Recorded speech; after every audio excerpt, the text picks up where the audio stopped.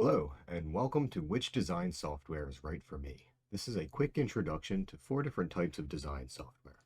Today we're going to cover specifically Pixar, SculptGL, Vector, and Tinkercad, just briefly, some pros and cons of each, and some considerations on why you might want to use one over the other. And it's important to note off the bat that these can often work well together, even though they each have their own individual kind of strengths and weaknesses. But you might find that say Vector works really well using it with Tinkercad. So we're getting a little ahead. So let's move forward. So after rewatching and maybe rewatching this video, you'll be able to identify essential features of these broad types of softwares. Choose which specific software will be best for you and know where to go for more information. So some quick vocab off the top though. So vector art is art that uses scalable coordinates to create shapes. This could be either two-dimensional using x, y coordinates or three-dimensional, which would include a z or z coordinate. Um, Raster art is art that uses pixels or tiny dots to create images, much like your screen is doing right now. These can be photographic or painterly, usually only 2D, but you can use raster art to, say, texture a 3D model, which is interesting using photogrammetry. So we'll move on. So here's a couple quick examples. So this design here is a example of a piece of 2D vector art. This could be scaled up and down. It could be used with a silhouette cutter that would need to know the coordinates, those XY coordinates. There's a lot of different uses on why you might want to use vector art. A lot of corporate logos use vector art because you can print it clearly on the side of a blimp or on the side of a pen, since it can be scaled up and down. Here we have raster art, or like a photographic collage. This cannot be scaled as easily. When you say you printed a poster of this, you may notice all those little pixels when you zoom in on a JPEG or something on your phone. And so over here we have a three-dimensional model. This is nice and scalable. You can print this with a 3D printer, nice and large, or small, depending on the detail of your printer. And this was made using more geometric or kind of like a CAD-based piece of software.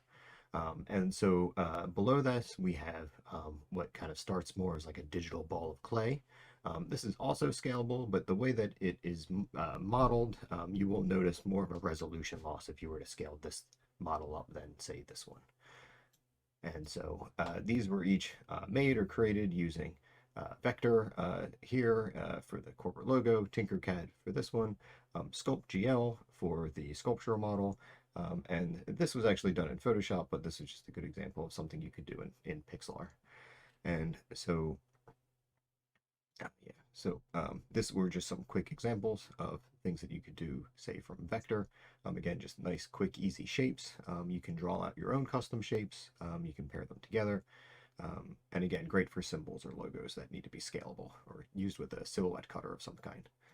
And so Pixar, examples from Pixar, these are, again, photography, collages, even like more painterly sort of illustrations. Pixar is great for that kind of stuff. And so these are some examples from Tinkercad. And so if you want to make more of a geometric or shape-based 3D design, say you want to actually like print it and bring it into the real world, then this would be a great piece of software to start with. And then again, SculptGL, this is going to be more sculptural, sort of artistic, sort of 3D modeling that you could do with this. And the reason why I chose all 4 of these pieces of software in particular is that they are all web-based. And so they are also free, and you can use these through Google Chrome, whether you have a Chromebook, a PC, or a Mac. They're accessible anywhere you have an internet connection. And there's also a lot of great community-made tutorials out there. I'm going to link to just a couple if you're interested in getting more into any one of these pieces of software or more than one. I'm going to link to some tutorials on the next slide, but also in the comments below.